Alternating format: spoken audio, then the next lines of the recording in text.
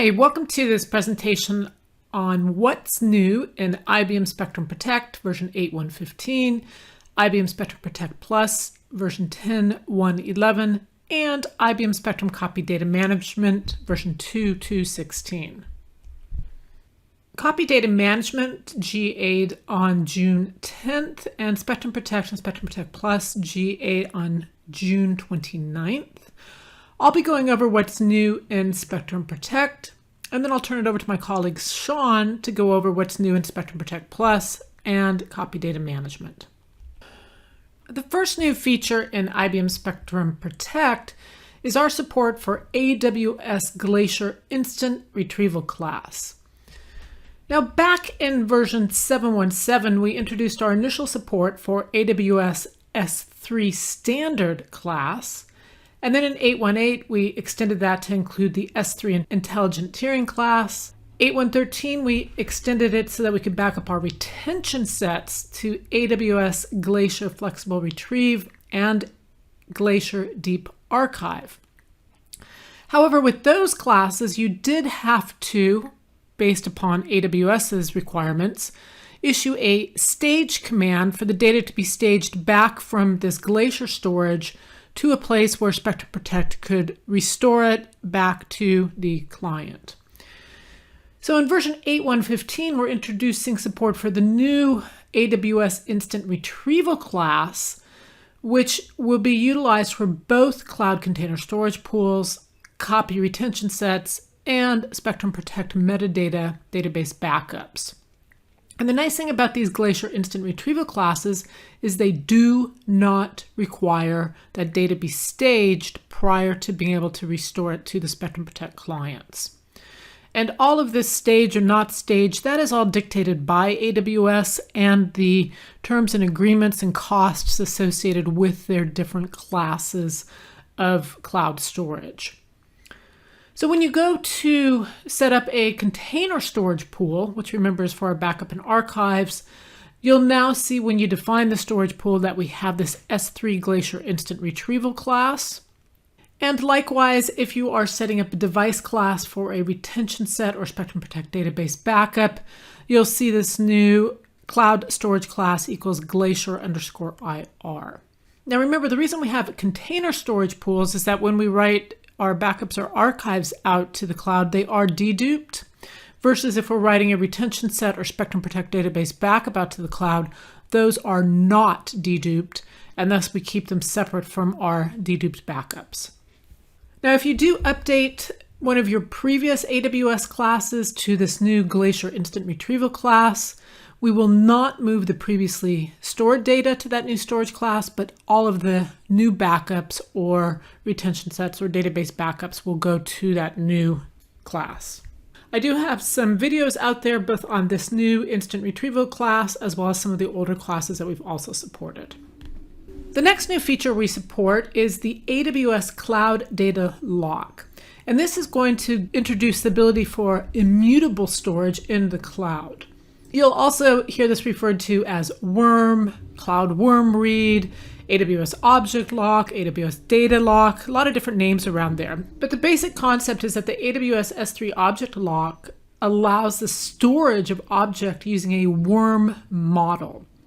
And AWS is going to prevent the objects from being deleted or overwritten for a fixed amount of time associated with the storage of that data into that particular data lock bucket.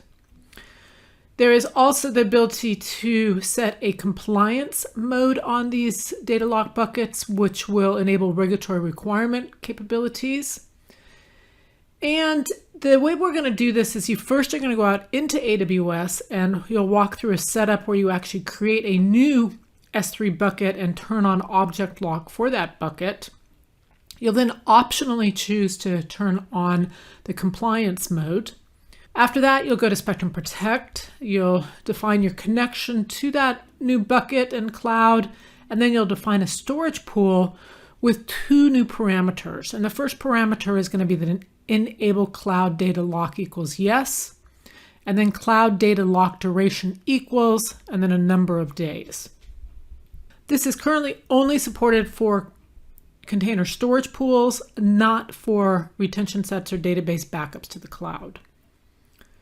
We do permit you to change the cloud data lock duration. You can either increase it or decrease it, but that's only going to apply to new data backed up to that bucket.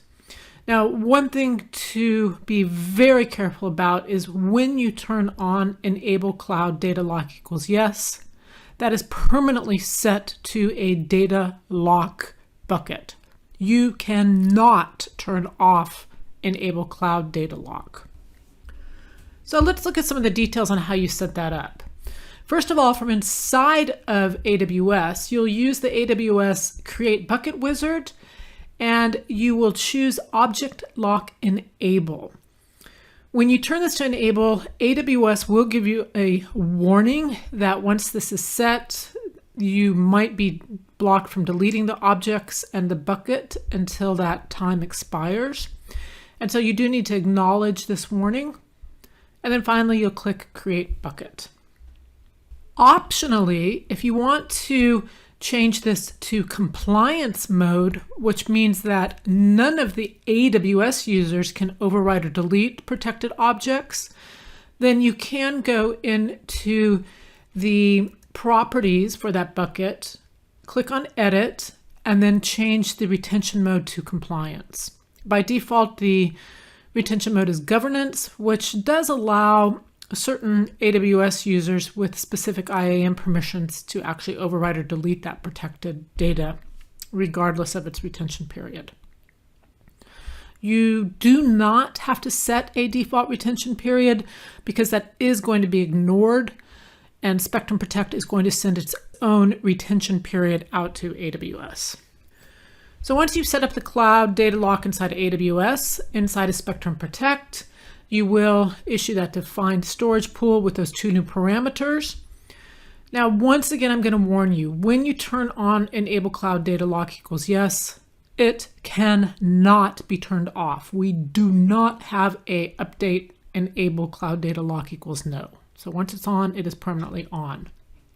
Once you start writing data out to the AWS Cloud Data Lock, we will utilize the AWS versioning, and I'll talk about that here in a minute, and you will be able to see the locks that are set by Spectrum Protect. So let's talk about how those locks are set with Spectrum Protect and AWS Data Lock. So when you defined that storage pool, you set a cloud data lock retention duration, and that was a certain period of days. So when Spectrum Protect clients back up their data to the Spectrum Protect server, we initially put that data into what we call a accelerator cache, which is basically just directory container storage on the Spectrum Protect server. And in there, we are going to have deduped data. So we're going to have all of these chunks of deduped data. And we're going to kind of package these chunks together into 1 gigabyte, what we call containers. And then we're going to send this 1 gigabyte container up to the cloud to be stored inside of the AWS bucket. So the AWS bucket will have a whole bunch of these containers, and each of these containers have a lot of individual deduped chunks inside of them. When we send the container up to the bucket, we attach to that the cloud data lock duration that was set for the storage pool. As time goes by, those individual data chunks will expire based upon the policy that they were set up with. And this policy is going to define how long those versions of the file should be kept. And so inside of that bucket, inside of that dedupe container, we will start expiring off those individual chunks of data. As soon as the container data lock is set to expire, Spectrum Protect will go out and see if there are still any chunks left inside of that container. If there are some chunks left inside of that container, we will extend that cloud data lock for the same amount of time that we originally set it to. So if it was originally set to 1 day, we'll extend it out another day. And this extension of the data lock will keep continuing as long as there are data chunks that have not expired off. So depending upon the length that you're keeping those files out there, Based upon the policy, this could be variable. If Spectrum Protect goes out there and sees that all of the chunks of data have expired off, but that there's still a cloud data lock on that container, we will put that entire container into a pending state. And only once the cloud data lock expires can we then free up that entire container and the space that it's consuming. And so this is why it's very important that you coordinate the cloud data lock duration in conjunction with how long you have set up your storage policy inside of Spectrum Protect to keep the actual data. So if we look at this next slide, what I'm trying to stress is that the policy that governs the individual data chunks is different than the cloud data lock duration, which governs how long we keep those containers out there. So for example, if your policy was to keep backed up data for 30 days, but your cloud lock duration was only 15 days, 15 days after you back up that data, we're going to extend the lock again for another 15 days. And then after that 30 days, we're going to peek inside of the container and make sure that everything is expired off. It is possible that some of those data chunks were reused because they matched with other data that was backed up so that they might not have been expired off yet. And in that case, we'll have to keep extending the cloud data lock duration. If instead your policy was set to 30 days, but your cloud data lock duration was set to 31 days, then we will only check after 31 days to see if all the data has expired in there. If it has, great, we can free up the container. If it has not, then we'll extend the lock for 31 days and then keep repeating this process. So the moral of this story is really make sure you're coordinating your policies and your cloud data lock duration timeframes. Do not set your cloud data lock duration less than 7 days on a production Spectrum Protect server. And this is just because of the amount of overhead for the Spectrum Protect server to go out and look at the locks and see if they need to be updated.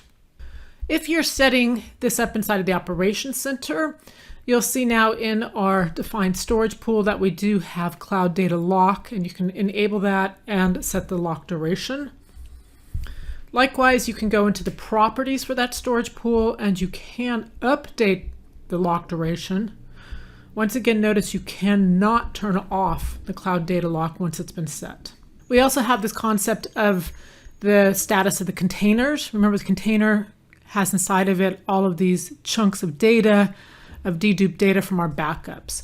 And so we can go into the properties page and into the container and see what status that container's in. Here you'll see that one of them is in pending, meaning that all of the data inside of the container has expired off, but that data lock is still set, so we cannot release that space. One other thing I wanted to talk about was the versioning. When we upload these containers to AWS does do versioning on those. And so you will see inside of AWS the versions that are out there. If we do a restore from the cloud, Spectrum Protect does verify that the version that's been given to us is the version that we expected.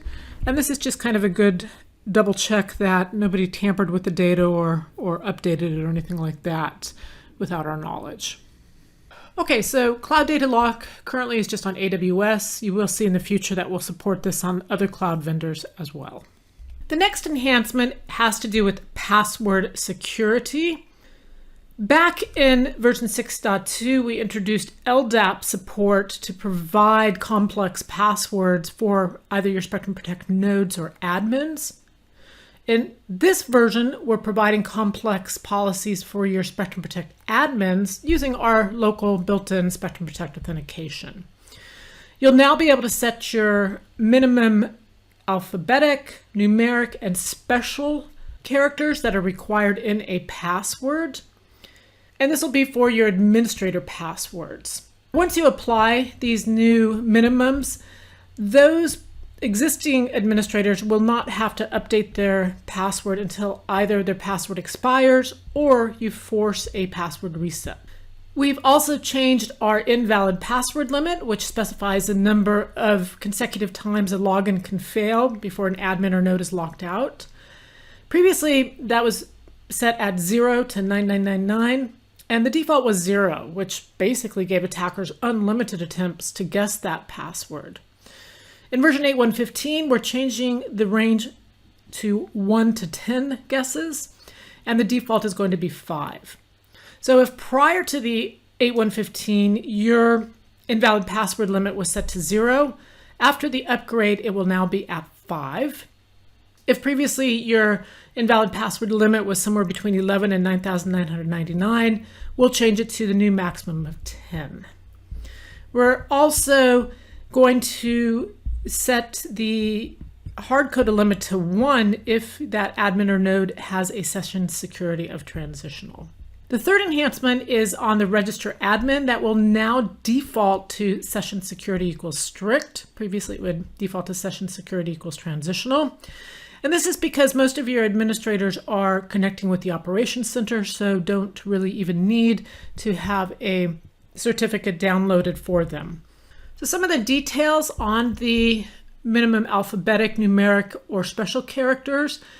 The default for each of these is 0. The valid values are 0 to 64. However, the sum of those cannot exceed 58, and that's because we reserve 6 digits for multi-factor authentication. It does work in conjunction with your minimum password length, and so we will use either minimum password length or the summation of your alphabetic, numeric, and special characters. So whichever one is larger, that will be your minimum password length. We have put in some new errors if you try to set a password that doesn't meet the new requirements. And if you do want to force your administrators to update their password with these new requirements, you could issue an update admin * force pw reset equals yes. In the Operations Center, these can be set from inside of the server's details property page. The next new enhancement is for our HSM for Windows. We have inside of HSM for Windows 2 types of migration jobs. One is the default threshold migration, and the other one is an on-demand job migration. And so in this version of our HSM for Windows web client, we now have visibility to job migrations. And so you'll see, for instance, in the activity page, we now have a job migration tab. In the configuration page, we have a job migration tab. And in the settings, you can now set settings around the number of job migrations you want to keep around. The other new enhancement we have is actually a tech preview, and this has to do with our common data repository between the Spectrum Protect Plus server and the Spectrum Protect server. Spectrum Protect Plus will now be able to use the Spectrum Protect directory container storage pools. And what this gives Spectrum Protect Plus is the ability to dedupe across all of the data that Spectrum Protect also has stored in those directory container storage pools. Now, in this tech preview, first of all, it's called Open Snapstore Manager, also known as OSSM or Awesome. And in this tech preview, you will be able to install the agent on the Spectrum Protect server and then go into the Spectrum Protect Plus GUI and create a connection to the Spectrum Protect server and storage pools, as well as set up an SLA and do backups and restores of VMware data. Some of the details on this tech preview is it will only be supported for the tech preview on a Linux X series Spectrum Protect server and will only be supporting VMware backups from the Spectrum Protect Plus server. Also, the directory container storage pool that you'll be able to select during this tech preview is only going to be directory container storage pools that don't have any production data in them. So check out the videos I have on setting that up, as well as monitoring that from the Spectrum Protect Operations Center. Okay, with that, I'm going to go ahead and turn it over to Sean to cover Spectrum Protect Plus and copy data management. Okay, so I would like to begin by covering the enhancements and changes to Spectrum Protect Plus at version 10.1.11. And just before I do that, I just want to mention that we did cover in the last release the integration of Spectrum Protect Plus into Spectrum Fusion. Just to mention, as a reminder, that Spectrum Fusion is a hyper-converged set of infrastructure for running Red Hat, and it does come with Spectrum Protect Plus and Spectrum Scale. And what this solution provides is basically a simplified menu with all of that software combined together for one easy installation. And it also allows you to do the data protection workload for Spectrum Fusion with some very easy to use menus and integration so that you can back up Openshift workloads using Spectrum Protect Plus. So that's that integration that was released the end of March of 2022. So now continuing with version 10.1.11, one of the details that I want to discuss is the upgrade of Spectrum Protect Plus from version 10.1.10 to version 10.1.11.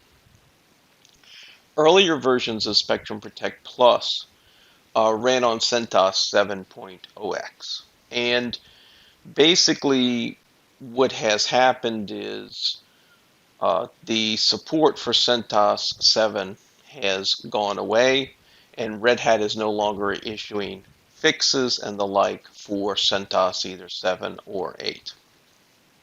So beginning with version 10.1.11, we are now going to offer a more secure operating system or base operating system for Spectrum Protect Plus by delivering the appliances on Red Hat Enterprise Linux version 8.x. So as you can see in version 10.1.11, if you're running Spectrum Protect Plus on the virtual appliances, which is one of the ways that you can run it, you will have to or be forced to run it on Red Hat Enterprise Linux version 8.x. And if you do choose to run Vsnap on a physical server as opposed to the appliances, again, now we're going to support Red Hat Enterprise Linux version 8 only. And again, this is for security reasons in the version 10.1.11. Now, one of the things that often comes up when we start discussing support for Red Hat Enterprise Linux 8 is the licensing for that operating system. And so I want to just make sure that everybody understands that when you do run Spectrum Protect Plus as an appliance or as an OVA for VMware that's distributed by IBM, you will not need to, in addition to your licensing for Spectrum Protect Plus, go and buy a operating system license from Red Hat, right? That license to run the appliance and run Red Hat Enterprise Linux 8 comes with the appliance, and there's no additional purchase necessary. Now, if you do choose to run your Vsnap on a physical machine, then of course that is your operating system and your responsibility. So for that environment, operating system support would be provided by Red Hat, and you would have to find the license or purchase the license that is necessary to run that operating system in your environment. Now, concerning the upgrade, there's going to be some changes and some procedures and processes that you need to consider as you do the upgrade or when you do the upgrade to version 10.1.11. The Spectrum Protect Plus server can run in two different types of configurations. One is as a set of containers on Openshift, And if that's the case, or if that's how you're running on Spectrum Protect Plus, then there's really no additional considerations that you have to take into account when you're doing the upgrade. If, however, you are running the virtual appliance in VMware or Hyper-V, there is going to be no in-place upgrade from the old appliance.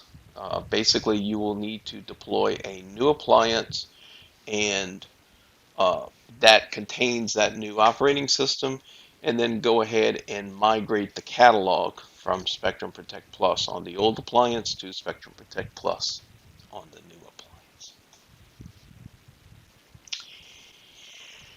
The same thing holds true pretty much for Vsnap, except there's one additional complication or one additional option. If your Vsnap is running as a virtual appliance in VMware Hyper-V, then again, the same thing is going to apply. There's going to be no in-place upgrade for the old appliance. And what you're going to need to do is deploy the new appliance that includes Red Hat Enterprise Linux version 8 and migrate the configuration and disks for the Vsnap server from your old appliance to the new appliance. If, however, you are running Vsnap on your own physical server and you're currently running Red Hat Enterprise Linux version 8, then there's really no change. You're just going to upgrade the version of the Vsnap using the installer that is specific to Red Hat Enterprise Linux 8. And again, if you're not running Red Hat Enterprise Linux 8 in your own physical server, then there's going to be no in-place upgrade, and you're going to have to install RHEL 8X and migrate the configuration and disks to that new physical server.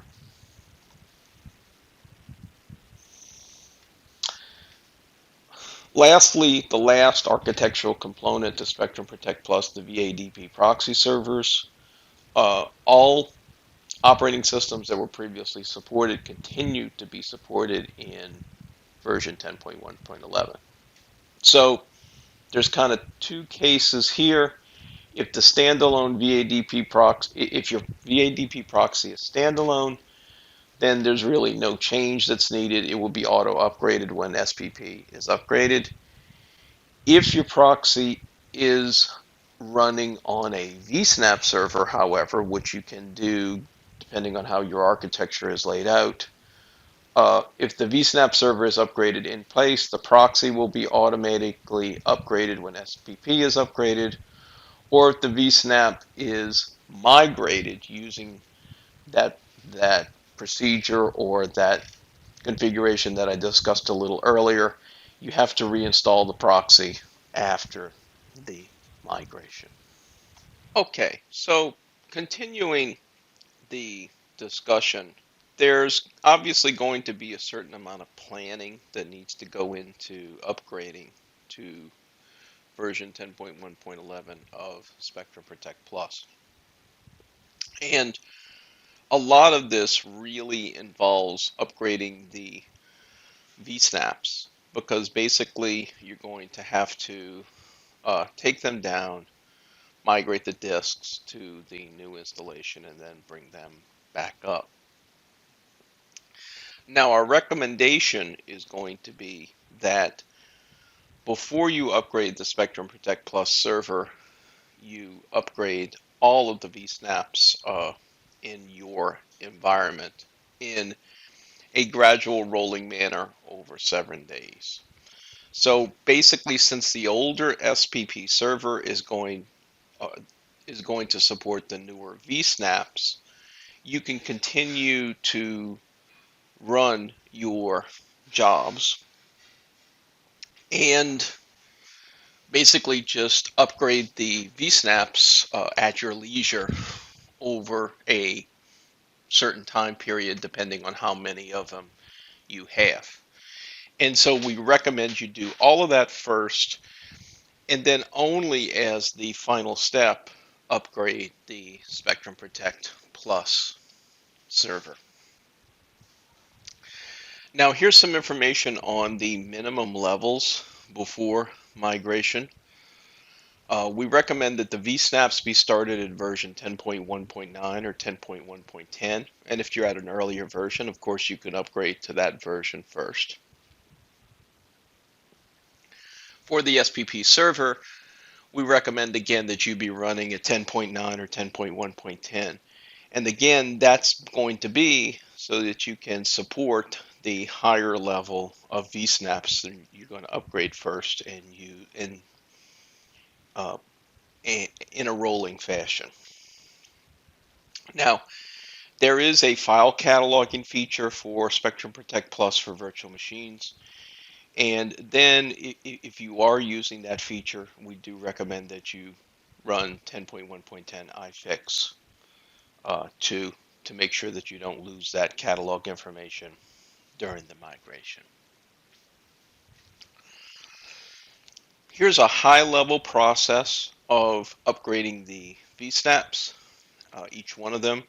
You're going to hold the job schedules in SPP, and then you're going to go in and create this small configuration file for the vSnap using the utility that's provided. What you'll do then is power off the existing vSnap and detach the pool of disks that contains the vSnap data. You'll deploy the new vSnap with the same host name and IP address, and finally use the utility to restore the configuration information and then reattach the pool of disks to the new vSnap. And as mentioned a little earlier, you're going to roll your way through your entire set of vSnaps in your environment. The Spectrum Protect Plus server is the same. Make sure all of your vSnaps are upgraded first to the latest and greatest 10.1.11 level. Then hold all the other jobs and run a final catalog backup job that's going to save all the catalog information. Power off the existing Spectrum Protect Plus server, deploy a new Spectrum Protect Plus server with the same host name and IP address, and then register the vSnap that contains the last catalog backup and restore the catalog to the new system that you just restored. Now, that was a high-level overview. As you can see, this is a little bit of a complex process, so we're going to have a lot of detailed documentation and tech notes as to how to access the backup and restore for the configurations of the vSnap, how to detach and attach the vSnap disks depending on how they were attached from the beginning, and what health checks to perform after the migration to ensure that you have all the data. Here you see the tech notes. They are going to be published when Spectrum Protect Plus comes out.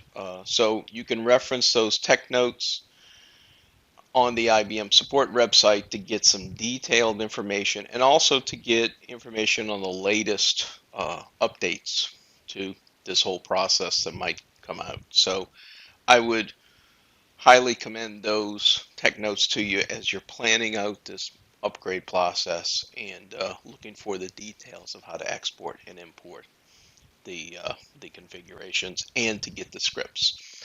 These scripts are not provided with the product. They are provided as a separate download that you can find associated with those tech notes. Okay, so moving on to some additional security changes or changes in 10.1.11. Prior to this version, the Vsnap servers had a default self-signed TLS certificate, and Spectrum Protect Plus did not strictly validate this certificate. So beginning in version 10.1.11, what we're going to do is improve security. Again, in this era of making sure that everything is secured and everything is locked down, we're going to have each Vsnap server have a unique self-signed TLS certificate based on its host name and IP address, and have the Spectrum Protect Plus server strictly validated. Now, what that means is when you register a Vsnap server into Spectrum Protect Plus, Spectrum Protect Plus is going to save the certificate and the SSH key, host key associated with the Vsnap and validate that when it connects to it or when it communicates with it. Here's the screens in Spectrum Protect where you can set up the Vsnap, and as you can see here, you're going to have the details of the certificate, which you can get through either a copy and paste process or by uploading a file that contains the Vsnap server key. Now this is just a note and a caution based on this certificate registration and validation. If for some reason there's a host name or IP mismatch that is used to register the Vsnap into SPP, or maybe you change the name of the Vsnap server after you added it to Spectrum Protect Plus, Spectrum Protect Plus will fail to connect with that Vsnap. And one of the big reasons for this is because the host name and IP do not match. So this is just kind of a warning. If you see this error come up or a storage provider exception, to go out there and look at this subject alternative names or look at the names and IPs embedded in the certificate of the Vsnap and make sure that they match exactly what the Spectrum Protect server has. A couple different ways to get their certificate from a Vsnap. You can copy it as a file, and there you see the directory location of that certificate file, etc vsnap ssl spp-vsnap.cert. Or if you want to view the certificate, you can use the vSnap system cert show command that you see there on the screen, and that will give you a copy and pasteable version of the certificate that you can copy and paste to the Spectrum Protect Plus GUI when you're registering a Vsnap. Troubleshooting. There's also a command called vSnap system cert show-text, which gives you the information about the certificate in text format. So in case you need to troubleshoot because the name has changed or because there's not an exact match, you can do that.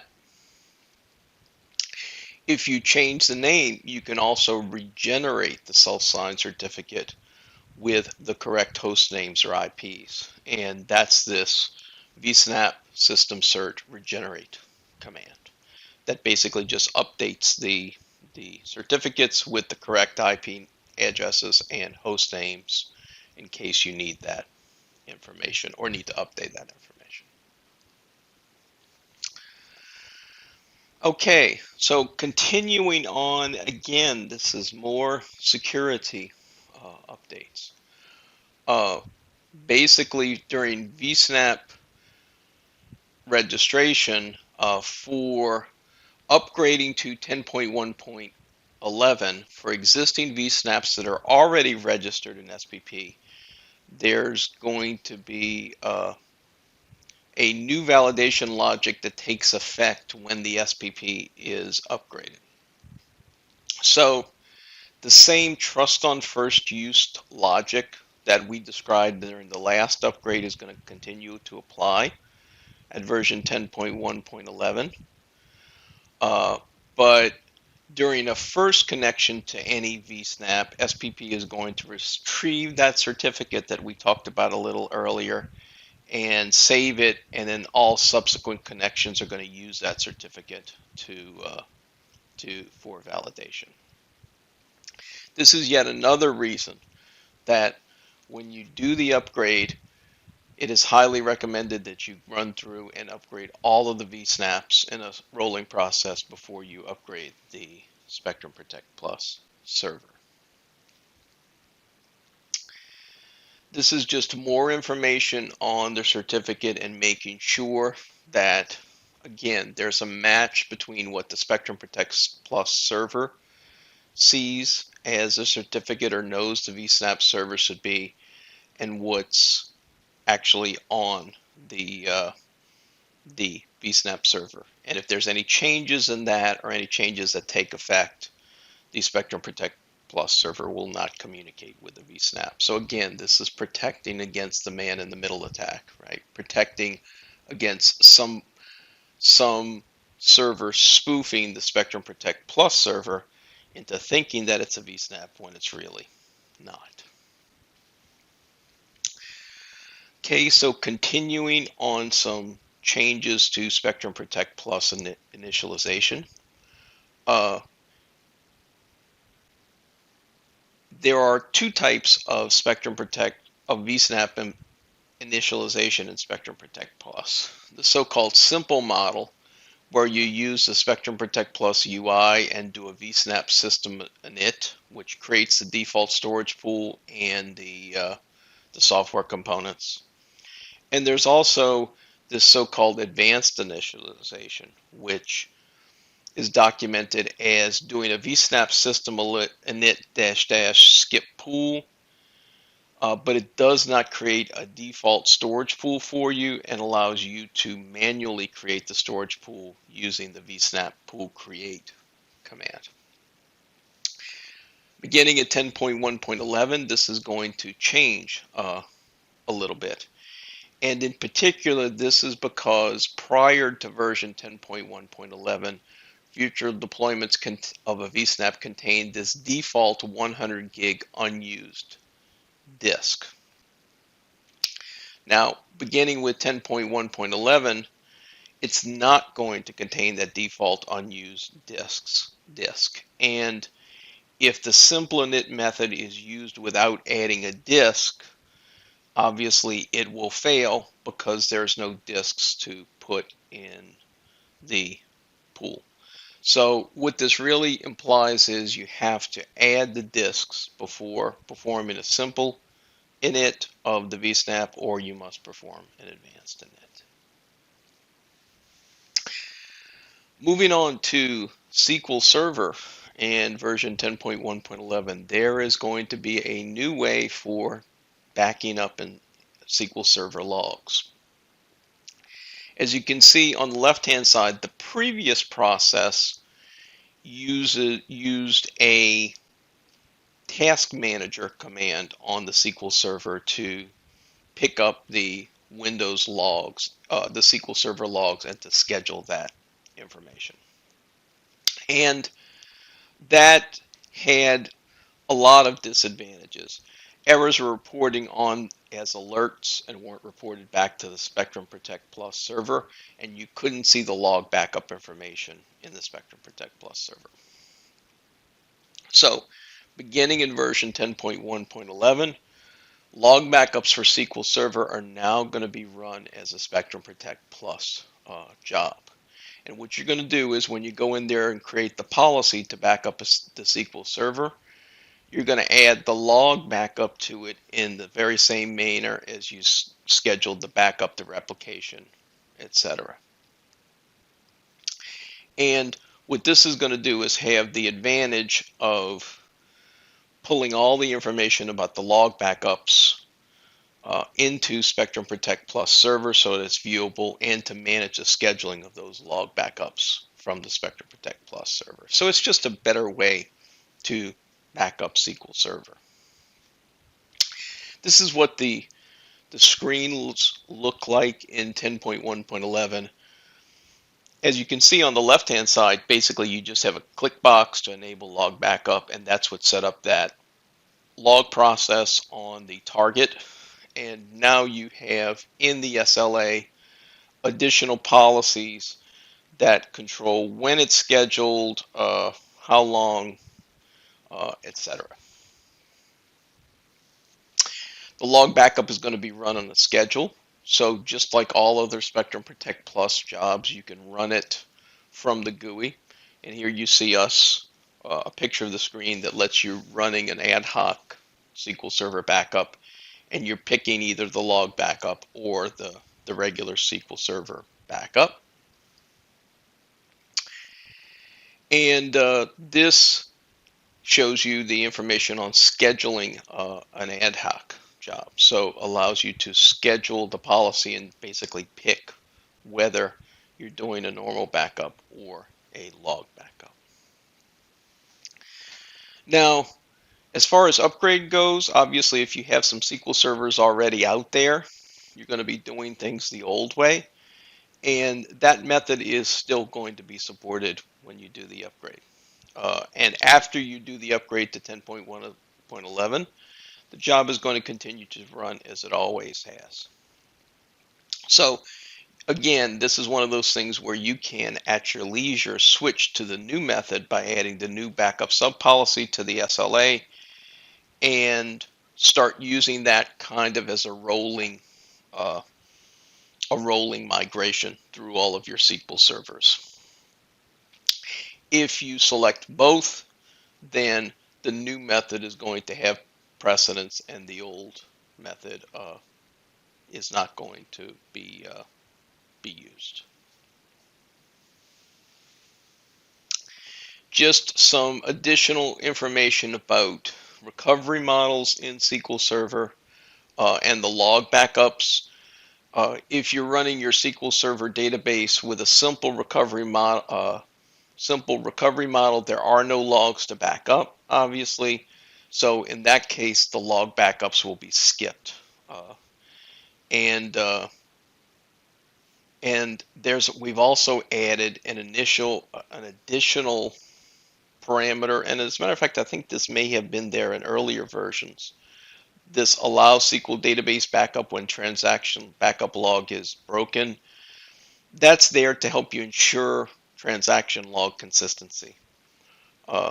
So it will control whether a break in the transaction log chain will trigger an additional full. So again, it's just an additional protection to make sure that you have good SQL database backups and log backups. Finally, for Spectrum Protect Plus at version 10.1.11, we have added support for Spectrum Protect Plus, the backup as a servant agent, to run on Openshift on Z. So this is just another platform that we're allowing you to protect with Spectrum Protect Plus. So if you're backing up Openshift PVCs and resources, you can now do it on Openshift, even if your Openshift is installed on Z, on Linux running on Z. This used to be limited to Openshift running on x86.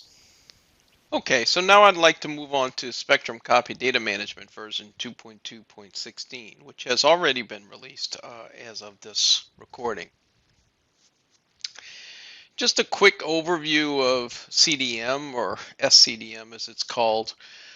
Spectrum Copy Data Management is a snapshot data management, data protection solution that provides instant data access from multiple reuse cases of snapshots. That includes perhaps recovery, DevOps, analytics reported, automatic disaster DR. And one of the biggest features for data resilience in the event of a potential ransomware attack. Spectrum Copy Data Management basically is supported on all of the SVC-based IBM products, which include Flash System 5, 7, 9, and 9x00R, and also supports Spectrum Virtualized, NetApp, and Pure Storage, and does it for the applications that you can see on the right side of this slide, including Oracle, SQL Server, VMware, SAP HANA, and now Epic with the Iris database and also the Cache database. Just a quick review. This is what copy data management and Spectrum copy data management does. It allows you to schedule the snapshots, replicas, and clones of specific volumes that are using the applications that I just described. Track the copies and refresh the copies based on a schedule.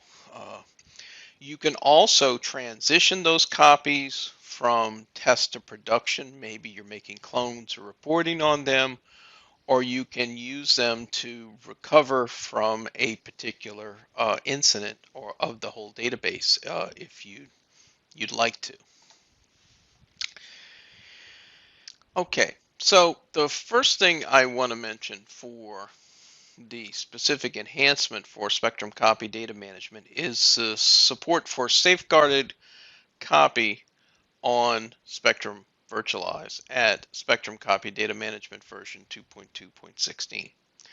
So what this is going to allow is for those snapshot copies taken by Spectrum Copy Data Management, if you do have Spectrum Virtualized based storage support, you'll be able to store those snapshots on Spectrum Virtualized Safeguarded Copy version 1.0. So that's going to give you that added layer of protection against ransomware in that you will have an immutable snapshot that potentially will not be affected or cannot be changed by any sort of ransomware. Now, this particular feature is going to work with all of the applications and all of the workloads that CDM supports and allow you to get those application consistent safeguarded copy backups of those applications. Now, in addition to that, for Epic Cache and Epic Iris, we've added the additional protection of being able to do a ransomware scan or ransomware detection on those snapshots.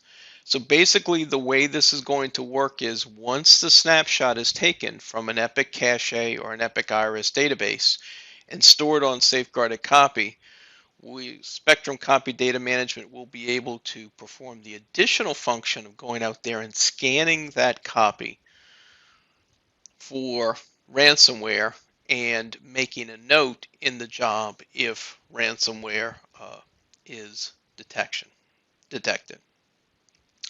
Again, for version 2.2.16, this is Epic Cache and Epic Iris only.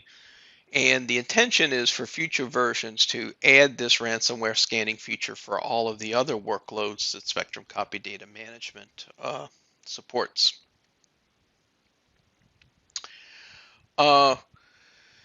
So that's that. And what I kind of like to do is just kind of walk you through what this looks like in Spectrum Copy Data Management. Here you see the picture of the dashboard for Spectrum Copy Data Management. So this kind of gives you a overview of the snapshotted environment, what's being snapshotted and when, and what the results were of the most recent jobs.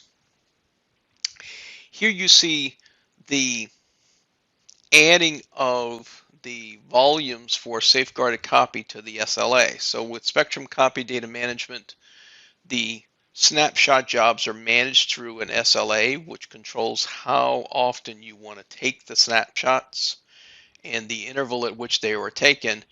And here you see, rather than adding just an additional volume that is not immutable, here you see we've added the ability to use safeguarded copy on IBM storage. So you can add that to the SLA. Here you see a picture of some of the jobs of the scan stat of the Spectrum Copy Data Management. And you can see that in addition to actually taking the snapshot and managing the snapshots with Epic Iris and Epic Cache, we're also providing a ransomware scan and determining whether or not that particular snapshot is infected. And as you can see down here in the bottom column, you can see the results of the security scan, whether it's completed or not, and whether threats were detected or not. Now, when it comes to a cyber attack, right, if you do get attacked by ransomware, you're going to need to make a decision as to which potential copy you want to restore. Do you want to restore the latest copy without being certain that it has been scanned and is free of ransomware, or do you rather want to potentially use the latest scanned copy?